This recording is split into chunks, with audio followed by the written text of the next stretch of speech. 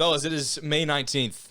It's a wonderful day. It is a Thursday night, and we've got a pretty cool announcement that we'd like to start off the show with. That is that we're going to 2 episodes a week. How about that, huh? How about that? Yeah, how about that, huh? How about that?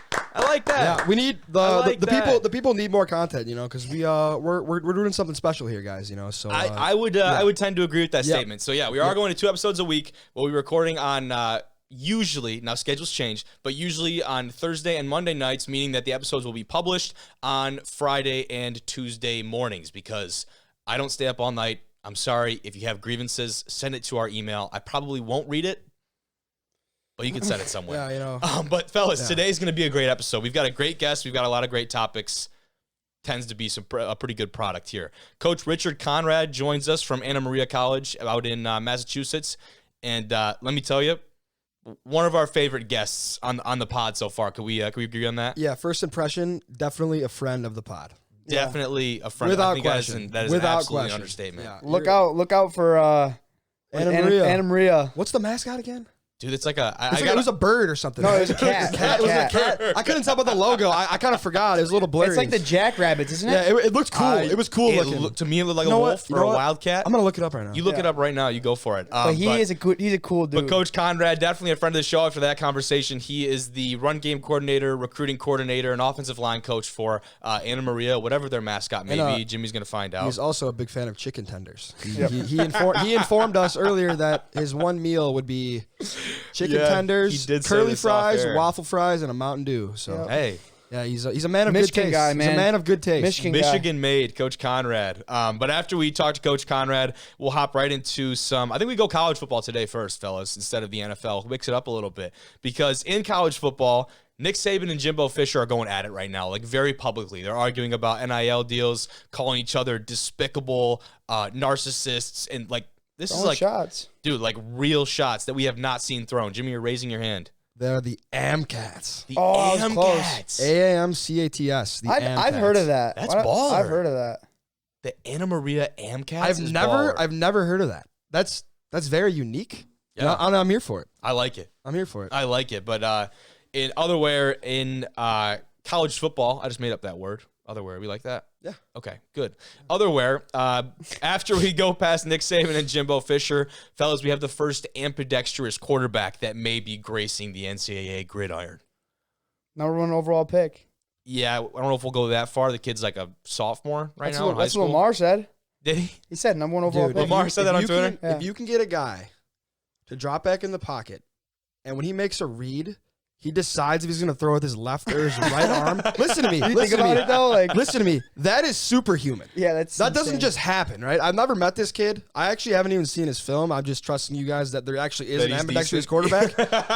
It's blind If that is true, I'm bought in. I will say he throws the ball better with his right hand. He does. His left, but he's also like 15 or 14. Yeah. And he started on the varsity team as a freshman. And it will be noted, hey, we're gonna get into this more, but he didn't start playing quarterback until he was in 7th grade. And he's a sophomore. Right? So, very cool story, fellas, that we will break down later. Where's this kid from? We'll get into it later. You're going to have to listen to the pod to find out. Pardon me. But on the NFL side of things, guys, Jaire Alexander...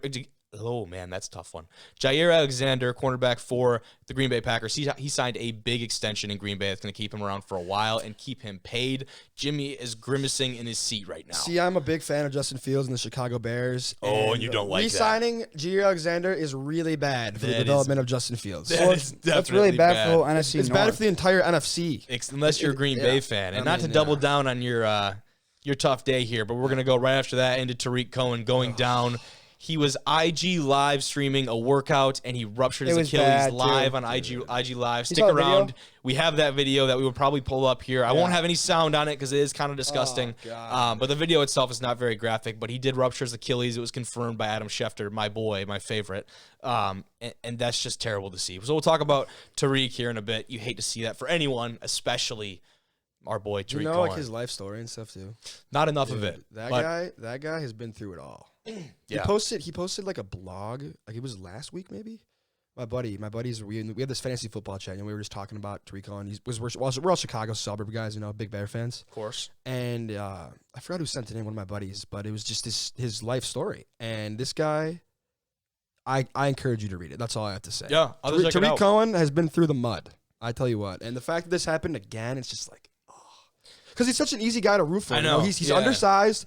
And he's a very good run blocker. He was good. Despite the fact that he's like a little smaller. People always think like, oh yeah, Tarik Cohen is really good in the open field. He's really good on the outside. He can step in and block. Yeah. Like he's a really good football player. And it's just a shame that he can't stay healthy. It sucks. It is. It does stink. And so we'll talk about that. And on a very polar opposite side of the NFL, Deshaun Watson is taking the Cleveland Brown offense to the Bahamas. That's the kind of guy you want to be leading your team. That is the roller coaster. Yeah. That is NFL news. Always, but especially right now in this weird part of the offseason that we are in. But, fellas, per usual, if you're watching on YouTube, you get to see all of our handsome faces. You get to see the boy, Coach Conrad, when he comes on here very soon. Do not forget about the timestamps on YouTube. But you guys, I had the camera on me. Yeah, that was embarrassing. Because you were saying our smiling faces, and the boys were doing a wave. Our smiling faces over here on Park Street, That's on me. You're going to out us? Sorry. Depot's going to be knocking on the door any minute now. But if you are watching on YouTube, do not forget about the timestamps. You can go on the red play bar there in the video, or you can go on the link in the description. Get right to the part of the conversation you'd like to go to, and then hopefully stick around just for a bit. Maybe hit the subscribe button. Maybe hit the like button. Maybe hit the follow button on social media. Maybe repost a couple clips. Not gonna hurt. On social media, you can listen to us on Spotify, Apple Podcasts, Google Podcasts, wherever you get your podcasts. We're there. So follow us on Twitter at D1_Rejects and on Instagram at Division1Rejects to see highlights from the show and whatever goofy stuff we decide to post on there also. Fellas, before we talk about any more of this mess, let's get right into our conversation with the man, now friend of the show, Coach Richard Conrad. Joining us on this fine day is the run game and recruiting coordinator at Anna Maria College in Paxton, Massachusetts. It's offensive line coach Richard Conrad. Coach, really excited to have you on today. Yeah, thank you. I appreciate being on here. Of course, man. Now, I guess, kind of jumping right into things, before you got to Anna Maria, you're a Michigan guy. You're from Flint, Michigan, excuse me. So that's a little bit of connection back to us, I'd say. But something that I saw on your resume that was kind of interesting to me is that you were the video and social media coordinator at Mansfield University before you went to Anna Maria. What was that like? What did that job entail? So go back in time, go back in history. So I'm born and raised in Flint, Michigan. Went to Northwood University, Division II in Midland, Michigan. Yep. And I didn't play. I got coaching right away. And I knew since playing high school football, I knew I wanted to be involved in football no matter what I can do. So I became a student assistant for all 4 years. And then after graduation, I knew I wanted to turn this to a career. So I got the job at Mansfield University in Pennsylvania as offensive line coach, social media coordinator, and video coordinator. So the experience of the video I did at Northwood. So I had the experience of running my own managers, filming, uploading the huddle, sharing to coaches and players. The social media wise was new to me. I'm not really too good with graphics. I had to learn.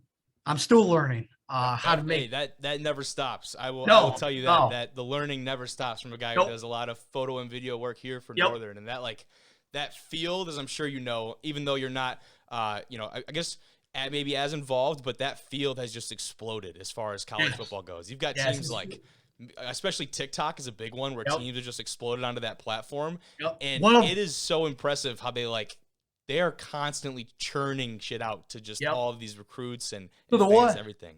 The one for TikTok is probably Cincinnati. Oh yeah. They're good. I say they're good with all the graphics. Cincinnati is really good. South Carolina is crazy. All of their socials are unreal at South Carolina. Clemson always, I feel dominates all those ratings. App State has a few viral ones. Yeah, it's crazy. I'm not too experienced. Social media page. Our friend Kobe here runs our socials for Northern Michigan football, and he does a heck of a job. Okay. Does a heck of a job. I appreciate that. Yeah. Hey, we're getting up there. All right, we're not to the level of those guys we're just talking about, but not yet. Northern's on the map for sure now. Oh, we're getting there. We're getting there. I tell you what, we're getting there. 100%. But yeah, that's just something that has exploded for me, I guess, and just looking at that I was gonna say as an outsider, but now being able to do that and be behind the scenes, that's a lot of work, man. That had to add a ton onto your job description. So for us here at Anna Maria College, we had all of us pretty much chip in and we make the commitment graphics, offer graphics, all that kind of stuff. It takes hours and hours of trying to find all in-house? Yep. Man. Yeah. So D3 wise, we're short staffed. We're not huge in like the Division 1s or Division 2s. 100%. So a lot of it we have to do on our own. We wear many hats. So yeah. So I'm learning. I say everyone's still trying to learn all the cool graphics, because a lot of times that's what recruits care about. Yeah. Especially on visits. When they come on campus visits, it's all about taking a jersey or taking a photo with the jersey on. Isn't that crazy? That's so wild. And it's like, yeah, you can give me some money, whatever, but what can I put on Twitter? Yep. You know what I mean? What can I put on Twitter? What are all my boys going to see? What are all those other coaches that recruited me going to see? Yep. What do you do? Yep. What can you do for me right now? And that's pretty much keeping up with the Joneses. You have to adapt and overcome, and especially the way the world is now. It totally is. And a lot of it has come from, we're going to talk later about some NIL deals that have happened. Nick Saban and Jimbo Fisher have been publicly going at it back and forth each other. Now, even us and you are in an entirely different universe as far as the NIL goes from those guys, right? The giants of the SEC. But that branding and that name, image, and likeness has kind of filtered its way all the way down through all levels of college football, NCAA or otherwise.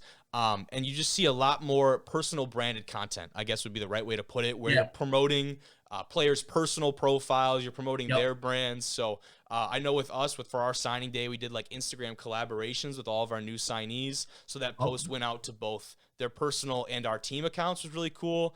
You have a lot of teams that will tag their players in posts like that. How does that kind of change the game for you guys, especially because you don't have a full-time staff like you're just talking about. You don't have a full-time staff, making a Hard Knocks episode every time you go out in the field, right? So how does that change for you guys? So we'll just pitch in together. There's 8 of us on coaching staff, and luckily for us, we actually live on campus. 4 of us do. Okay. So I live on campus. So I'm here all the time. So it's pretty much full-time job. I'm here for the players. But we all just pinch in, make commit graphics every time a recruit comes on a visit.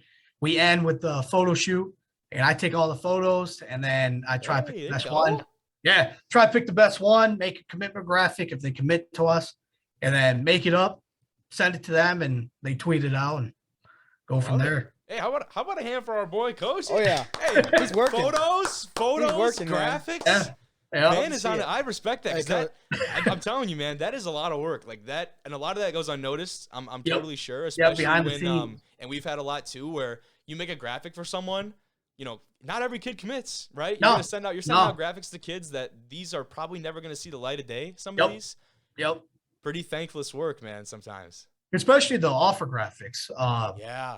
I say we try to offer pretty much everyone that's interested, that actually takes the time coming on a visit, apply and all that kind of stuff. But there's a lot of schools that sends out 1,000 offer graphics. And we know. Oh yeah. And we just don't have those schools, Coach. Yeah. So it's just crazy. But for here, for us, for Antwerp College, if you take the time to come out of campus visit and took the time to apply, and the application is free. So that's what we always try to get, hey, once you apply, you don't know, better options the merrier, more options the merrier. So we always say, hey, if it's a free application, might as well take the time to apply. It takes 10, 15 minutes.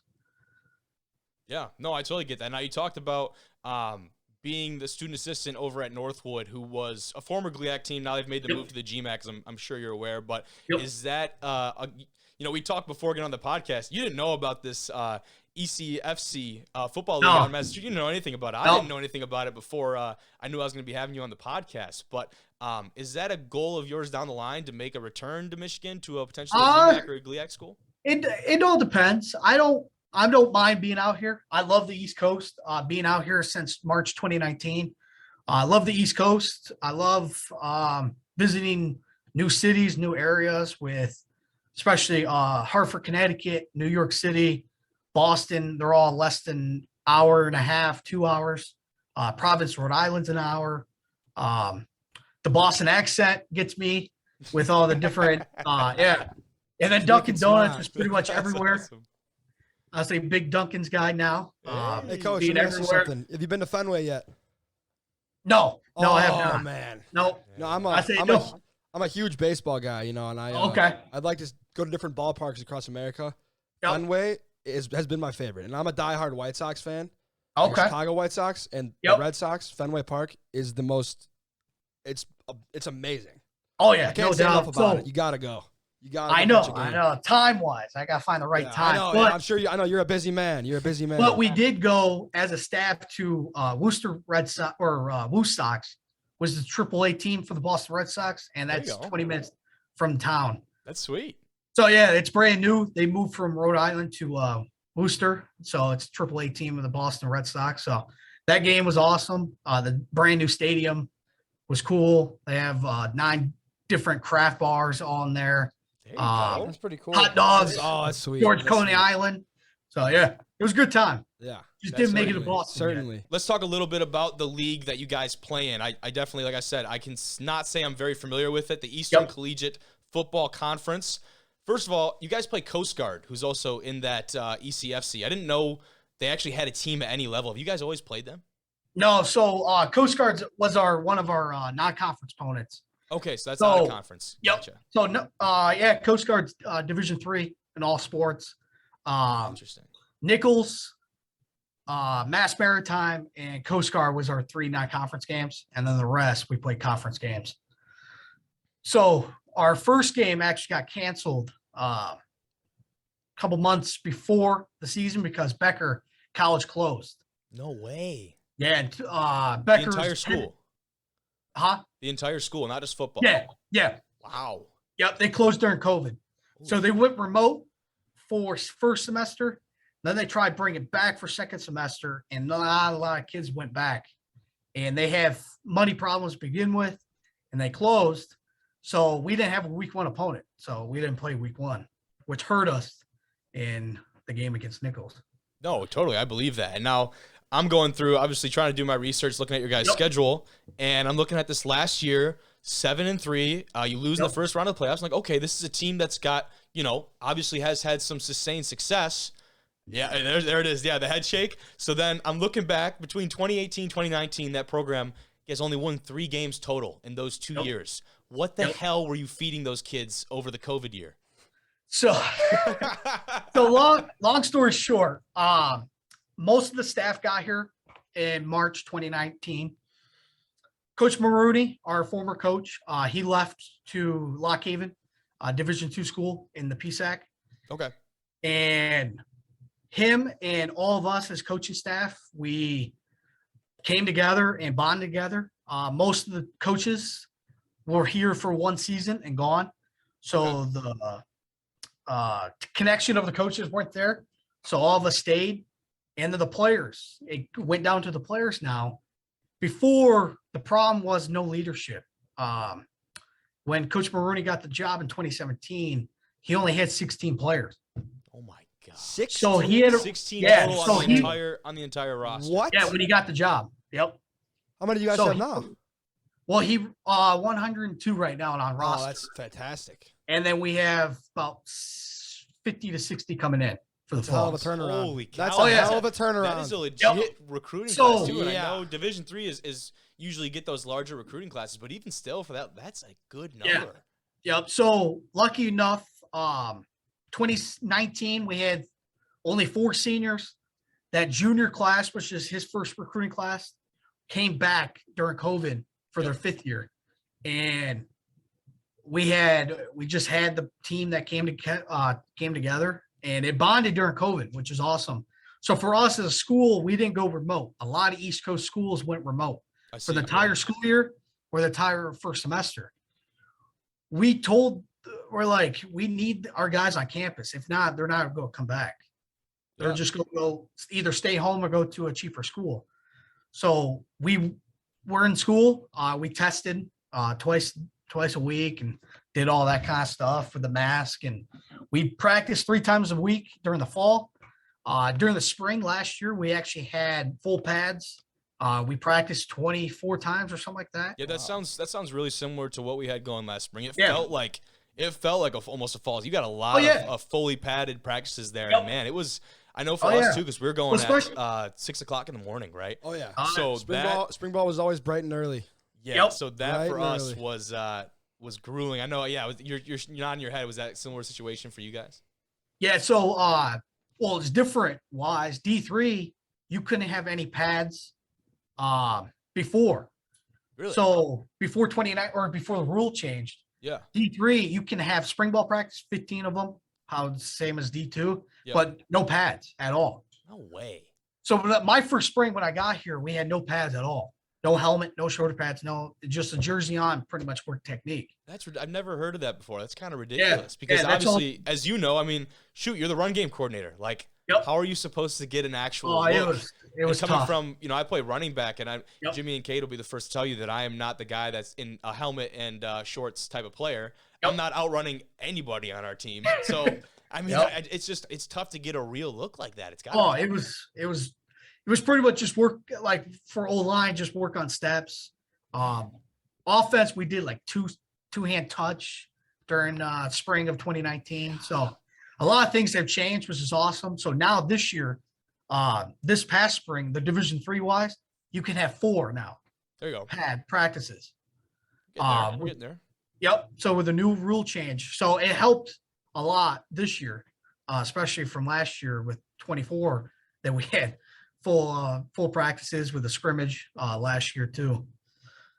Yeah, that is unreal. Now looking at, we talked about the success that you guys had this past year. The 2 games you lost, I'm just taking a peek at your schedule. 7 points and 4 points, 1-score games each.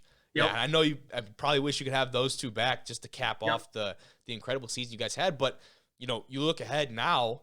You've got those guys there that seem to be gelling. You've got the coaching staff that has been around that kind of that same dynamic. How much do you guys return? How much of a, I guess a possibility, or how excited are you? So we have a lot of players coming back for their 5th year. We have about 9 to 10 5th-year seniors that are coming back. Gotcha. And a lot of the guys that were making plays on offense, we only lose 1 starter on offense. That is huge. Which is one of my positions. That's massive. That's massive. So our quarterback is coming back. Receivers. So we had the 8th passing offense in all Division III. Wow. So so we throw the ball a lot, but we do have a couple stud running backs coming in to help us be both dimensional, not just one. There we go. So I'm looking forward to the fall, and our motto is running back. So for sure. Oh yeah. So as it should. The playoff game was a great experience. Delaware Valley, there are a loaded Division III school. Oh yeah. They made the playoffs 10 years in a row. Holy. So we drove to Philadelphia. We ate Philly cheesesteaks on the Rocky Steps. Visited Rocky Balboa statue. Really? So it was a great time. Yeah. We opened the game up. We scored the opening kickoff to start the game off. So our first playoff game ever. The boys were probably buzzing at this point. They had to be. I was high stepping down the sideline. There's a video I tweeted out a couple months ago that that's on my Twitter that I was high stepping down the sideline. So I might be taking that up when I edit this and throwing it up here. I hope you know that. That's what the people call passion right there. Oh yeah, that is passion. I tell you what. So it started out hot. They turned the ball over twice. We had 5 red zone trips, and we just couldn't punch it in, couldn't score. Oof. So Delaware Valley, they had the number 1 defense in all of Division III, nationwide, or 9 stat categories, if you want to call it. 9 different categories. Number 1. Yep. They had 2 Temple transfers on the D line. They're twins. They're both linebackers were 6'3", 250. Their safeties and DBs were above 6'2", so it was tough. That's a squad. Now, how far they end up going? I didn't. They lost the following week. They did too. Yep, to Muhlenberg. Okay. They lost 14-0 to Muhlenberg. That's like some Big Ten football. Score. Yep. Yeah, both defenses were good. Yeah. So, that's awesome. Muhlenberg scored quick twice, and then that was it. That was pretty much it. That was as far as scoring goes. That was at the end of it. Now, I guess then moving forward for you guys, how do you take that next step? You got to that big stage. You did have to play a pretty daunting opponent like you're talking about, but how do you now move forward you're telling your guys run it back, right? How do you move forward and take that next step? So what helps is the experience. So before the experience here, we never had experience of winning. It was losing after losing, maybe one win. That was it. Yeah. Now that we have the experience of actually putting on a win on a Saturday, come back, have a great week of practice, and then win again. We've won 5 straight in the row last season, and which is the most wins in school history. And before the Anna Maria has never won more than 2 games or even back-to-back. So we have the experience of winning now. That's in the history of the football program. Yeah. So football, in hindsight, Anna Maria football has only been around since 2009. Really? Okay, I did not know we're that. newer. Yeah, so we're a newer program. So in hindsight, we're only been around 12, 13 years. So what hurt was the starting over in 2017, pretty much, and then revamping the program and getting recruits in here, getting a full team. And but the experience comes back, and then we have a lot of returners that are coming back. They actually played a lot of games, and we brought in a good freshman class that are coming in. We have a few transfers in spots that we need. And other than that, we have a great freshman class that are good football players. Most of it D3 wise, you got to bring in a lot to help the school out. But for us, a lot of these guys that we have coming in, they're good football players. They're not. Yeah, no, that's good. Especially, like you talk about a lot of the schools, in your league, very much like some of a MIAA and R in Michigan here. Like you gotta fill beds. Like a lot of these schools, that is part of the reason why the program is there, to bring in a lot of kids. But the fact that you can do both, I guess, essentially is huge for you guys. Jimmy, you got something? Yeah, Coach, just one little thing to say before we let you go here. Yeah. You're speaking to a wide receiver here, and I would be the first one to say you win football games by establishing the run game. Yes. Yes. Yes, you do. And I know there's a lot of, there's new offenses. It's a modern day game. You got to be able to throw the ball. Yep. You want to win championships, you got to play good defense and you got to run the ball. Yep. That's how you do it. Yep, exactly. So I can't wait for the fall. Yeah, I believe it, Coach. But seriously, cannot say enough. Thank you very much for joining us here today. Thank you. Yeah, I will say, too, before we let you go, the man was 15 minutes early to the – There you go. Yeah, there you go. He's got it. He's got the hardware for us. Oh, yeah. I love it, Coach. So had to flex that before he got off the screen time. Yes. Right. I totally forgot. We'll be following along this fall. Awesome. Yeah. Oh yeah. Definitely awesome. So I'm actually driving back next week. Drive back home. Driving back home. Got you. Yep. Good so stuff. I'm working a lot of summer camps all around Michigan. There you go. Yep. Good stuff, Coach. Well, safe travels. And like I said, cannot say thank you enough. Really appreciate it. Oh, yeah, thank you. I appreciate having Coach. It was awesome. Yep. You take care. All right, Coach. We'll see you. Yep. See ya. That was awesome with Coach Conrad. Like that dude, one of my all-time favorite guests on the show. Very glad he could join us. And like I said during the interview, he was 15 minutes early for the conversation. We're sitting here just shooting the shit, talking a little bit, and here's Coach. He pops on the screen. Pops up on the TV. Hey, how you doing? How you doing? Hey, fellas, what's going on?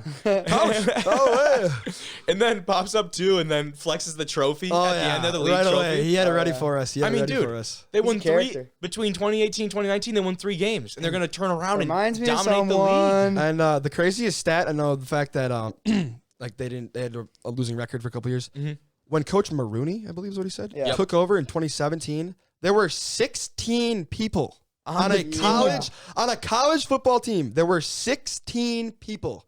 And the fact that they built that up to a winning program and a championship winning program, with that being said, is incredibly impressive. It's unbelievable. Like that's like the blueprint for rebuilding a program right there. That is the blueprint. Remember we used to back during the recruiting process for, I know, me and you, we talked to Mount Union a lot, and their recruiting classes were very similar to what they're bringing in. So he's talking about bringing in 50 to 60 kids, which is a very healthy number for Division III. They like to bring in a lot of kids to fill beds and just to get kids at the school. Mount Union is typically over 100 kids, unless their ways have changed in the last 2 years. Because if they keep getting numbers like that, they're going to have to make a JV team or something. Exactly, and Mount Union does have one. They're going to have like over 200 kids in the team, which is better for them, you know. Thinking you get capped at I believe, what is the number, like one? It's a little over 100. Oh, okay. Yeah, so it's a little over 100 that you do get capped at. He said they have 105 right now. Yeah. So but good for them though. If you do make a JV team, what does that mean?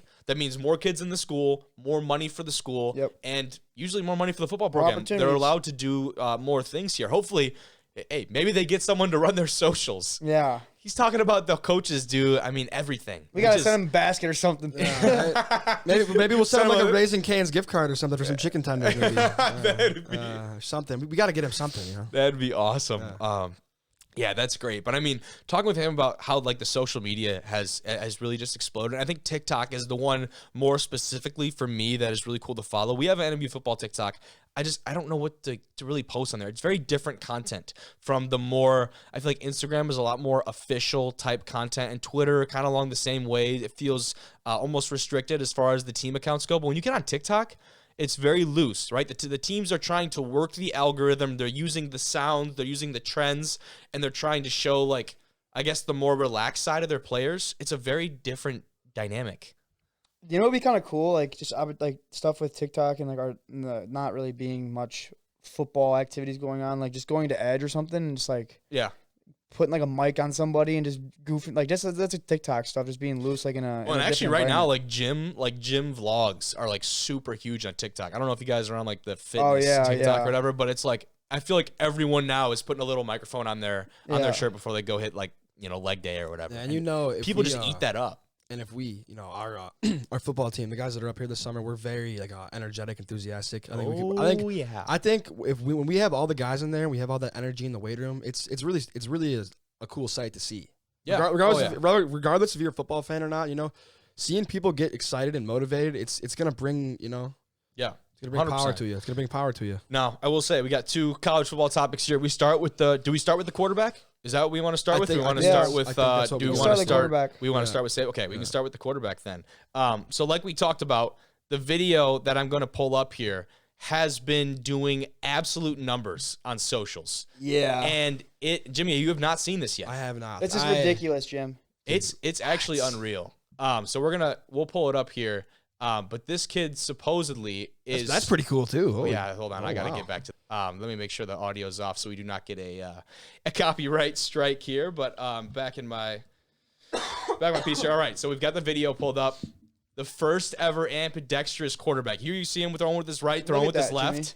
Now, the right, I will say, looks a lot more comfortable, right? You see him throwing with that right hand. He is right-handed. I verified. So there's the right, there's the left. Dude. This kid is going to be really good, dude. Dude, like these throws are legit. Bro. And this kid, I believe, is like a sophomore in high school. Dude, what? What's this kid's name? What's this kid's name? Mikey Gow. Mikey Gow. He's a quarterback at Bellevue East High School in Nebraska. Let's get this kid on the pod, dude. Dude, I'm going to reach out because this is some of the coolest stuff that I've seen in a while. So he started on varsity as a freshman at Bellevue East. He does, like I said, throw better with his right hand. And the word is that he's getting looks from Notre Dame, Michigan, Oklahoma State, and hometown Nebraska. Every single university in the country should be calling this kid right now. I don't care who's the current quarterback. If this kid can develop into a superstar, if you anywhere in the country, if you start as a freshman on varsity, you're really good. Here he is right here. He's 20. He's graduating in 25. He's 6'2", 180. And he's only what, 15? 6'2", 180. So he's probably going to be like he's probably going to be like 6'3", 215 when he's a senior. If he grows, yeah. More. He'll develop in the weight room, get bigger, more athletic. I mean, this kid, the ceiling is. He doesn't have a ceiling. The ceiling is the roof, as MJ once said. The ceiling is the roof for this kid. Yeah. I'm more of a real point though. Coming from a quarterback, or I guess former quarterback's perspective on this, how applicable is this during a game? So. Not that you've ever thrown. Yeah, I think. Now, I will say, though, Jimmy, you can throw pretty well with the opposite hand. Yeah. Not good enough to go in and, start dealing, with the offhand there, but you can do it pretty well. But how applicable is this? I don't know if he can, if you're in the pocket here, you sit here, I don't know if it's feasible to flip hips and actually make a throw. The biggest thing with before you get into detail of it, the biggest thing, like what you're saying, I was thinking, like, if he's, like, given like Jimmy was saying, like a read. Oh. And he's right here. And and that linebacker comes, he pulls it out in left hand. Like, imagine that, dude. Dude, okay, now nothing about this. His left hand. Think about this. So I'm gonna take off the headset because I'm gonna just Yeah, get up. Yeah, get up. So you might have to talk a little bit louder because we're not gonna pick you up on the mics. Yeah, you know what? I'm gonna stay put. Okay, good. So Mikey Gow, 15 years old. You know, this kid throws with his left hand, his right hand. I would imagine I'd have to watch like his huddle highlights. I would imagine he drops back in the pocket every time as a right-handed quarterback. That's what I would assume. I don't know if that's actually looked I don't know if that's the complete truth. However, I think it would be most advantageous when he's throwing on the run. That's exactly right. Rollouts, right? It has to be rollouts. Exactly. And from what it seems in it looks like he's very good at throwing on the run with both hands. Yeah. So he probably knows that, right? That's got to be a strength. Yeah. So what that does for an offense is when you can have a guy run to his. I mean, obviously, as a right-handed quarterback, I prefer throwing to the right. Mm-hmm. Like that's how universal. Is. Yeah. But when you throw to the left, you got to get your shoulder around. But if this kid can throw with his left and his right hand, he's gonna feel really comfortable throwing to both sides on the run, and especially if I don't know how good his offensive line is, if he's gonna have to move around and like break the pocket, that's the best time to use either his right or his left hand. And the biggest thing is like the element of surprise. Yeah, he could be running out to the right, and I mean, if he's got time, switch hands to the left and just find. Like, it's ridiculous to think that somebody could do that. That was the first thing that I thought about was rolling out, and you see like. You know, there are a lot of quarterbacks who I'll probably stand up and do another example, but they've been working this drill where instead of, trying to get up and, on the run here, throw and like continue to run. Yeah. They'll actually, what they'll do, I'm picking the mic up here now. Go ahead. Actually, what they'll do is throw and go right into a back pedal. Have you seen them do this drill? Yeah, that's a goofy drill. No, but they're like cool schools like Texas, like big time schools have incorporated this into their. So quarterbacks will now come on the run here, throw and directly go right into a back pedal instead of trying to, do this type of. Is that so they get their motion. hips turned? Yeah. So I mean, think about your momentum is coming around when you're throwing like this. So coming right into that backwards, it's very interesting. Here's what I'll say about that drill, and I think it's always good to try new things. However, when you're throwing a football, no matter if you're throwing on the run or if you're dropping back in the pocket, the most important thing is having your head centered. Okay. And when you're doing that drill, and you're moving all around and like that, like if you can keep your head centered, that's great. But I just think that's kind of a weird drill. That's just coming from me, and I'm not playing quarterback at Tennessee, and who am I to say that? But just based on drills that I've been taught by like the best quarterback trainers in the country. Shout out to Jeff Christensen. Preston, Sample, all those guys, Shout out to Throw It Deep. But I think they'd be laughing their asses off at that drill. That's just what I think. So Jimmy's not having the. No, I'm not. Typically I have my Throw It Deep wristband on, but it just broke like yesterday. So I was very upset about that. Get your new one. I gotta get a new wristband when I go back home. So. No, I feel you on that. I guess looking at another scene in college football, we talked a little bit about the Saban Fisher beef going on right now. This is serious beef, right? This is like 93%. This is like 95.5 beef, ground beef here. Like 95 fat, 5. Just lean, 95 protein, 5 fat. Like there's a lot to this. This is thick, right? Yeah. And terrible analogy aside. Hey, I liked it. Saban said that Fisher, quote, bought every player on their team. Now we're talking about the new NIL rules. And this comes right after Alabama came, according to multiple sources, as second in recruiting in the SEC, behind only Texas A&M. Texas A&M. You have it right there. The thing with Saban and Jimbo Fisher, I've never been a Jimbo Fisher guy. Just never has really. He's always rubbed me the wrong way. Whatever. But I never saw, the one thing I'll say about Saban and the Fisher thing is I never saw Saban's face during, like, when he was, like, making these accusations. And that's a good point. Yeah, like you said, And if I'm not mistaken, very, very shortly after those statements were made, maybe an hour, there was a conference release of Fisher, and he was wound up. Yeah. He is despicable, and he worked for Coach Saban. He did, so that's exactly what I was going to touch on next. And he is the first assistant coach to ever beat Coach Saban, so it kind of all is adding up. Saban, we'll talk about more, but Saban's going out of his way to take shots at Deion Sanders and Jackson State, and Travis Hunter had something to say with that, also as well as Deion Sanders. But I think the whole thing with Saban is like he's such a guy that's like black and white. There's no gray area with him. That's very true. Then don't say anything at all. Just go out. You know you're going to play in the national championship. Like, or at least get a shot, right? Exactly. In the semifinal. Like, you've proven that. So just who gives a shit? You're totally right, though. And so going back to Fisher, he described his former boss as, quote, despicable and a narcissist who thinks he is God. Wow. Those are the exact words he used. Another thing. October 8th, by the way. So the Lord's name in vain like that, but that's the quote. You guys ever heard the phrase "pick on someone your own size"? Oh, indeed. Why? Indeed. Why on earth is Nick Saban, arguably the greatest football coach of all time, who leads arguably the greatest football program organization of all time, Alabama? Just thank you. Yep. Roll Tide. I'm not hating on Alabama here. I'm just saying, like, why are you going after Jackson State, bro? Like, what's your problem? Yeah. Like, I don't get it. Like, That's again, like, I get it. Like, Travis Hunter, 5-star recruit. Like, what 5-star recruit goes to an FCS school? Like, not a lot, right? And but now they've been incorporating the HBCU aspect of things. The HBCU effect, for sure. And another something notable, Travis Hunter, correct me if I'm wrong, is a corner. Yes. Is there anyone in the country right now to have someone coach you better than Deion Sanders? Jimmy, thank you very much, because we have a group chat. And I'll say Jack, Tommy Smalley, and John Smalley. We have a group chat, and I was trying to explain this to them because it's Deion Sanders. That's what I'm trying to say, because honestly, I don't think if Deion Sanders calls me and I'm in Travis Hunter position, which I'm not, and that's a great whatever. I'm going there. Why would I not want to go there? It's Deion Sanders, first of all, and second of all, you're going to play both ways. You're not doing that at Florida State. You're not doing that at Alabama. There's guys better than you. Yeah. There'll be a guy better than you. Yeah. And you are that guy. Yeah. Another thing. That guy. Let me ask you a question. Let me ask you a quasi question.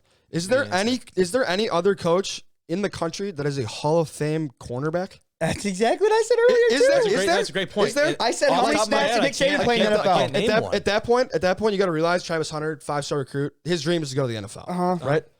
There's not a single person in college football that is going to get him there as good and train him as well as Deion Sanders will. Because he's been there. He's valuable point. Again, I'm going to say it again. Deion Sanders is probably the best corner to ever play in the NFL. Like, is that a crazy statement?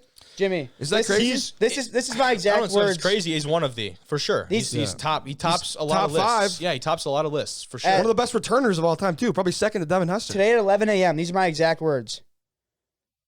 Travis Hunter, they're talking about Nick Saban and Jackson State, whatever. And I said, Travis Hunter was never going to Alabama in the first place. They're talking about how Nick Saban wanted to talk about them. They had nothing to do with Travis Hunter. Now, what were the official comments from Nick Saban about Jackson State? You saw what they did last year at Jackson State, getting that Division I player, and they bragged about it in the news.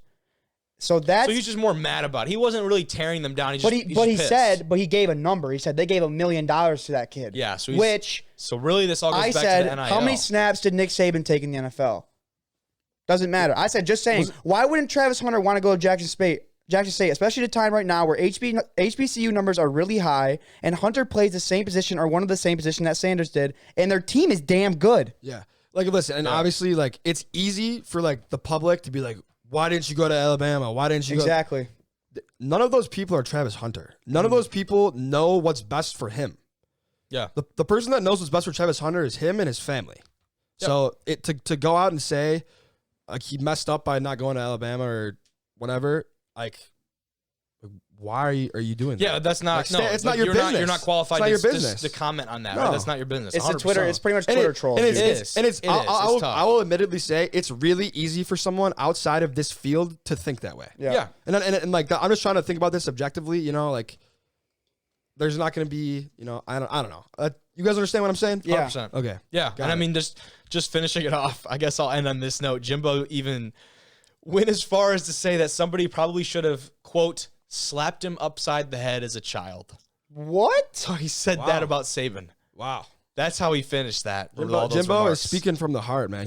Jimbo was riled. He was speaking from not the heart. I don't know if he was speaking from the heart. He was speaking from the testicles or something. Yeah, I don't know where he was speaking from. Wherever the testosterone's made. You better hope they don't play in Tuscaloosa this year, or else it could be ugly. Hey, October 8th. Let's not forget Texas A&M won that game. They did beat them last year. Now listen, this is also worth noting is that they're going to be sharing a meeting room as soon as May 31st when all these SEC teams come together, they have like their meetings or whatever. So he was asked about the potential tension or awkwardness. He says, "I don't care. I actually quite like confrontation. I've dealt with it all my life." And he said he didn't answer Saban's phone calls. He did say that. I didn't know that. And Friends turn to who are we to foes. believe that Saban's calling Jimbo Fisher? Yeah. Like, come on. Hey, so Saban's not going on the air blasting like, hey, Jimbo, I'm really sorry, buddy. I didn't mean to do that like that on national media. I highly doubt She Nick ain't Saban doing did that. I highly doubt that. That's what I'm saying. But for my earlier comment, talking about Nick Saban picking on the smaller guy, just stop doing that, man. Yeah, like, what are you doing, bro? Like, you're Nick Saban. Deion Sanders has a great thing going for him. Like, Nick He's doing a Saban, great thing. you don't need to do that. Like, everyone respects you. Everyone knows how good of a coach you are. You're just. That does not sit well with me. It all stems back. well with me at all. It all stems back to these NIL deals that are honestly getting quite out of control for a lot of places. And we're going to see, I think, as we move forward, I know we're going to see regulations because they've already met on this. They're already starting to roll out and introduce these regulations because this has become something and evolved into something that I don't think anyone could have predicted. The scale of which, and the craziest thing is we don't even hear about the majority of these deals that happen. We hear about the flashy ones. We see the flashy ones, the Texas running back, Deshaun Robinson got a Lamborghini. The Lamborghini. Like those. You haven't seen my deal with the Marquette. Lamborghini. Food co-op? Can you guys give me an NIL deal? Can you guys give me an NIL deal, Lamborghini? I really want one, please. Please, pretty please. My point is, we don't see all these. We only see the flashy ones. This has become so widespread. It's even at the Division II level. You have certain college football programs. Northwest Missouri State is one that comes to mind that now has they're like a Built Bar program that like all their stuff is from this certain company that's pushing it throughout their program. It floods all of their social media. It's something that is going to be very heavily regulated. Excuse me, that's a tough one for some reason. And I'm interested to see how long it takes for some of that red tape to be rolled out. I feel like there could be pretty cool opportunities in the UP with like the NIL. Obviously not like huge I'm gonna make 50 but region specific stuff would be very interesting. Now going off UP, this point, if we've got UP companies, Togos. Anybody who wants to sponsor our pod, you just hit my line and we will get working with you on that. I'm gonna talk to my boss this week, the owners of Togos, because I could definitely free get something subs going for the pod. I could have like shout them out. We'll shout them out. Yeah, we'll shout them out. Have a sub right here. Yeah. We'll shout out Togos and it'll be like, hey, like blah blah blah. Use this certain coupon Togos code. banner right here. We could throw up a little Togos. I could get some Togos gear in here. You guys listen. I am a big advocate of making sandwiches. I love food. I shout out Jim's Tasty Snacks. I've been doing that for a while now. I make food. I talk about food. I just do my thing on that whole Snapchat story. That's all you, brother. But we gotta get Togos in here. I think it's time to get a sponsor. And I think it's time to talk about Deshaun Watson taking the Cleveland Browns offense to Nassau. Oh, that's the Bahamas. Almost 30 players from Cleveland's offense are heading to Nassau for some bonding time. Is Baker going? That I can only assume this will be full of on and off field workouts and strictly football activities and some massages. Oh no! Hey, I was thinking more along. I was thinking more along the lines of like. Purposely left that out of there. Seriously, there could be some massages. I'm not saying that. Hey, I was thinking more along the lines of going to the water park or something. Atlantis. Atlantis in the Bahamas. Actually, to change the topic here. Abruptly, I want to change the topic here. Thank you. So in the Bahamas, there's something called Atlantis, and there's this giant slide. It's humongous. You been there? Yeah. Oh, yeah. Sick. Oh yeah. And I'm at the top of the slide. You look down, and you go down through a little tunnel through a shark tank. Shut up. You're shitting me. I promise you. Pull it up. You're Pull it up. me. Pull it up. Pull it up. I'm gonna take your word for it. Pull it up. You really want me to? Okay. Pull it up right now. All right. Well, keep talking about it. Atlantis Shark Tank water slide. This is one of the craziest things like ever. Can you see sharks when you're down it? Oh yeah. You're going through, and there's just freaking sharks swimming right past you. And you're closed in a tunnel. Like you're gonna. Can they see you? Like. Oh yeah. No, he's not kidding. I promise you. Pull it up on the screen. Yeah. Okay. That is a water slide. Dude. Look at that. I don't know. Look at that. Let me try. The sharks were not my favorite animal when I was swimming right next to them. Pretty terrifying, actually. So you really just go right through this guy. Oh yeah, try to get like the POV shot of. Like, we're getting it. We're getting it pulled up right now. Don't you worry. And then you pal. get through here. Hold on, I wonder if you can see it. We're gonna get this up. How many views did this have? Here we are, and we're going through. Yeah, it is certainly very dark right now. Hold on, I think we're going through the slide. Oh. Yep. Okay. Oh, we're going back. Is it this dark, Jimmy? I don't remember it being this dark. I could like see the sharks. Oh boy. Here we go. Wait, and then you go, what? We're stuck in some type of holding area. That's it. Oh my. That's the sharks. it. And you just sitting there, and the sharks are just swimming around you, dude. No way, dude. I promise, because you go down this giant. You're telling me thing, there's dude. there's a piece of glass Dude, between you and sharks. Oh, yeah, right there. There is. You see that? Yeah. Dude, I was not lying to you guys. This was like the coolest. Like when I hear the Bahamas and Atlantis and like Nassau, this is what I think of. Could you imagine freaking a Shark Tank water slide? Wyatt Teller going down that slide in the Browns offense? Oh my gosh, dude. Not to mention like Imagine Deshaun if Watson. they broke it. The boys are on a private jet paid for by Deshaun Watson. That, oh my gosh, there it is. Oh. I hope the viewers can see this because they are just dude. They are ginormous sharks. Got it pulled. Oh my god. Is it under them? Yeah. Yes. Oh yeah, dude. Look at that thing. I just pray that those things never break. If I was on that thing and it broke, I would be literally like shaking. That is unreal. Well, the pressure would be insane. You'd probably die. That is unreal. Pressure under there, wouldn't it be like crazy? Yeah, I don't know, dude. Because like I don't know if that's like real, like outside. Because maybe there's like an underground tunnel to the ocean. And the sharks are actually like in the wild. What are you talking about? Because here's the thing, Atlantis is right off the beach, right? So I'm thinking maybe, perhaps that their natural habitat is the ocean. Yeah, correct. I mean, I think that's a pretty easy claim there. Right. But here, let me elaborate. Maybe like I would hope that they're not like stuck there. Maybe they can like swim back under. Hey. You know, that's all I'm thinking. Maybe it's like a 2-month agreement. Yeah, you know, maybe, they just It's they like a just 10-day. Yeah, I just hope they're doing all right in there. Yeah. It was like Isaiah Thomas during the 2020 NBA season. Hey, look, just bouncing around team. Gotta tell the family, hey, going to work a few shifts at Atlantis. I'll be right back. I'll be back in the coral reef by dinner time. We'll go out and get some shellfish for y'all. Put your fin up, sweetie. We'll go look for some sea lions to munch on later. Jesus, but that aside, this Cleveland trip, that news was very interesting to me. Deshaun is obviously trying to, and I would assumingly successfully winning over his teammates, because you always talk about quarterbacks buying things for their offensive line. Joe Shiesty last year, Joe Burrow got him the iced out some type of buff, or like, not buffs, Rolex or something. Shock, just some new drip. Shot, but some type of really expensive watch for them to give up 7 sacks in the Super Bowl. So, hey, you know what? The gifts always. It's because they didn't have their watches on. He's probably exactly. It's also. I will say this: 7 sacks in the Super Bowl. Do you know who they were blocking in the Super Bowl? I do. They're blocking the best defensive player of all time, and then like a top 10 to 15 defensive player of all time in Von Miller. Like, you got to remember. Yeah, no, very true. And then I mean, you got to remember. He was playing I wouldn't say vintage, but like that Denver team, like when they won and he had that MVP, he was playing on almost that same caliber. I would have to go back and look, but I believe Von Miller had a 90+ PFF grade in the Super Bowl. I would have to look for that stat, really? but I remember looking at it because his 2 best performances in his career are in the Super Bowl. Yeah, the Denver game and the Carolina game, and then talk about Cincinnati performing game. big on big time stages. That's sick. I did not know that. They should just bench him the whole year and then just play him in the Super Bowl. Yeah, Von Miller is it's Von Miller, and like I said earlier, it'd be really tough for any offensive lineman, let alone the Bengals offensive line, who's not very good, to block guys like that. Didn't Von Miller go to the Bills? What? I don't know. Is this action before I had the video pulled up now? So relax. We're gonna touch on it, but touching my now. boy Tarik dirty, now, man. okay. Before we watch the video now, excuse me. We talked about it in the introduction. Tarik Cohen. He's currently a free agent. The former Bear running back.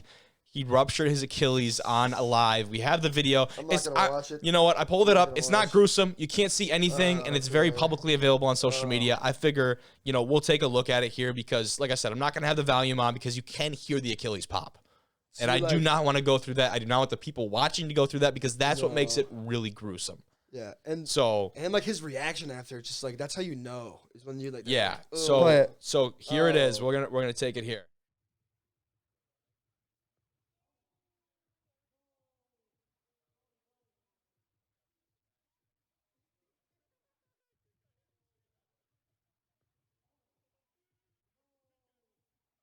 The volume on. I think I'm gonna throw up.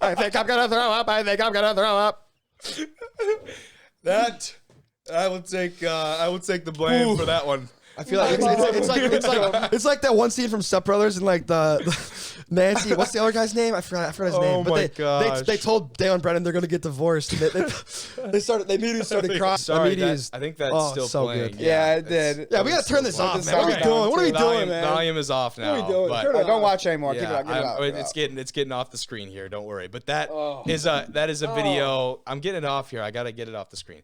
That is a video worth watching, though. I mean, that's unreal for that to happen to. But the thing is, like, I don't understand. He was doing a drill that everyone else does. Yeah. Like, that's how those injuries. That's just how those injuries work. A lot of those ruptured Achilles are usually non-contact injuries that just happen like that. You see that in the NBA sometimes too, when you make those Kobe did it, quick KD change of direction. Yeah. Unreal. But we will be rooting for his recovery. I'm going to have to go back and look at the audio on that video and probably mute part of that so that our viewers do not. A couple misuses of vocabulary took place. Yes, we might be going through and do a little editing on that one. Oh, yeah. I was like, yeah, that's okay. Was there an F-bomb in there? Yeah, there might have been. There might have been. But perhaps the viewers won't be hearing it. They will not be. Isn't that fantastic? They'll be hearing a bleep. Because we don't do things live here. No, So we do not. If you're watching this, just know that was not live. No. I've had the chance to go through and scrub through it. But fellas, finishing off our NFL talk here. Did we talk about Jaire yet? No, we did not. We talked about him in the opening. We did briefly. So, we talked about how it's bad for Justin Fields and NFC North. Let's finish on this note. Jaire Alexander, cornerback, he signs a huge extension with the Pack, that being the Green Bay Packers. 4 years, $84 million, $30 million of that guaranteed. Guess what? It's all signing bonus. So you know what his base salary is going to be this year? $1. It's like $1 million. Which I'm not $1 million, but like for Jaire Alexander, that's like nothing. That's the base salary. You get $30 million. You begin to think bonus. though. It's $1 million this year. What's it next year? So that's where it gets interesting. And the thing is, they're doing the same thing with Watson, aren't they? It'd be interesting to see how he plays this year and how he plays next year. I'm just saying. I will say before you get into that kind of he just got 30 mil though. Road. I'm just saying it's a money game. Before you go down that path, his cap this year is very low. His cap next year, I believe, is also very low. But after that, it jumps to like over $20 million. Mm-hmm. Now, that is because the Packers, much like many NFL teams, are anticipating a very large jump in the salary cap. You know why that is? Lucrative broadcasting deals and lucrative gambling deals, because now that sports gambling is being legalized in so many states, we're going to have teams that will have an official gambling partner here very soon. And to add to that, Kobe, you're going on a good path with that. I like it. Thank you. The Bears' new stadium that they're pitching to the city of Chicago is going to be in Arlington Heights. The rumor around the block is that there's going to be a sports book attached to the stadium, and that's just we're talking about earlier how gambling is getting incorporated in sports, and that's just going to bring more money in for the league. And gambling has always been a part of sports. I think the better term is being legalized legally in sports. Yeah. Because I'm not a big gambler. I don't really gamble much, but I like to compete. So I'm not gonna rule it out for the future. But at the moment, I do not gamble. There you go. Thank you for leaving that definitive. I was going to make sure you left it with that. Absolutely. You son of a gun. Kobe. Absolutely. But it's very interesting. Like you could be in the future here. Talk about after we move on from college. Like you're gonna go put some bets on an NFL game. Like if you're gonna go bet on the Lions, you're gonna go do it with this company. Like our gambling or our. What's the correct term? Gambling or is there a different term for it? Anyways, like our stakes partner. Like we will have an official partner with the team. I think that's something that we could definitely see here in the very near future. So anyways, that's kind of how that's going to work. His base salary for the first year or two is going to be very minimal as far as a cap hit goes. But then if you move on to those later years, that deal, I believe it's either the second or third year, it makes a huge jump to over $20 million. Yeah. So now you're dealing with a guy like that is going to be costing $20 million. Aaron Rodgers, Bakhtiari, Kenny Clark is on a pretty big deal as far as the cap hit goes. There are a few others, I think, but with that core of guys going to be taking up a large chunk of that Green Bay money. Now, that is a huge reason why they ended up getting rid of the boy, Davante Adams, of course, sending him out to the Raiders to be with his college sweetheart. Las Vegas. Exactly. So it'll be interesting to see how they do some money juggling and salary cap gymnastics, as it has been done. That the salary cap gymnastics? I like that one. I'm going to use that more often. I stole that from someone. Is Nevada? I'm sure you did. Yeah. Is Las Vegas the city of love? It is now.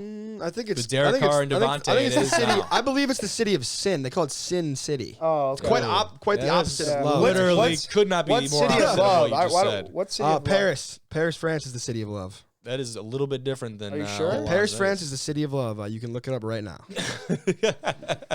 Paris. I'm just gonna take your word for it. Dude, if we're done talking about the NFL, shout out to Luke Stark. He lives in France. I had a weird vision. We were sitting here on an interview with Coach Conrad. Is it? Yeah, Coach Conrad, friend of the show. We were in like a McAfee type setup. You three were standing like on the thing or like on the table, like shooting the crap, whatever.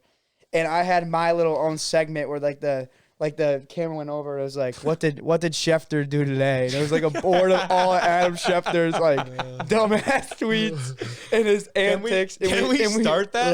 Yeah, that could be our new thing. I'm game. I just thought of it. I literally just thought of it. I was like, I come down here for like 15 minutes, even when Ty's here, and just be like, here's Adam Schefter's tweets of the day. This is when he sounds like an idiot.